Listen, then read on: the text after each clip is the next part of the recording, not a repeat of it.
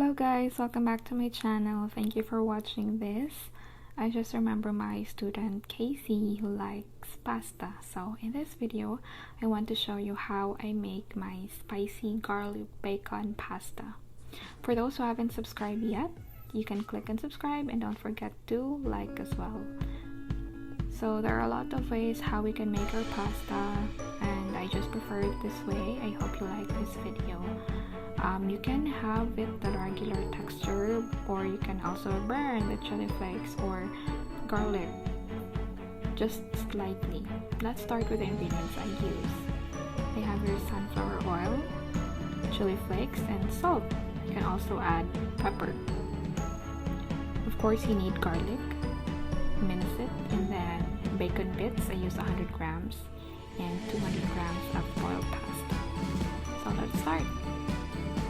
First, of course, you need to heat your oil in a pan, and then that's when we can add our bacon. Fry it until you reach the color you desire. Golden brown would be preferable. And you can set aside some for toppings, for plating your pasta. Then you can add the minced garlic. This is to lessen the hassle in cooking your pasta. So I do this frying bacon first before I saute the garlic. And you can season it already this time. I just prefer adding chili flakes and just season later on. And what I do is I slightly burn the chili flakes and the just a portion of the garlic to add texture on the color of our pasta.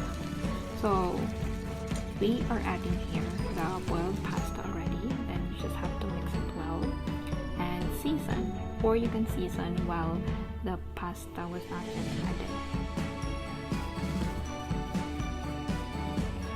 So I just use salt, and you can also have white pepper or black pepper if you like. And then just plate. Of course, don't forget to use the fork technique. Then just top it with your bacon bits, the one we set aside from earlier. And that's it. It's ready to serve.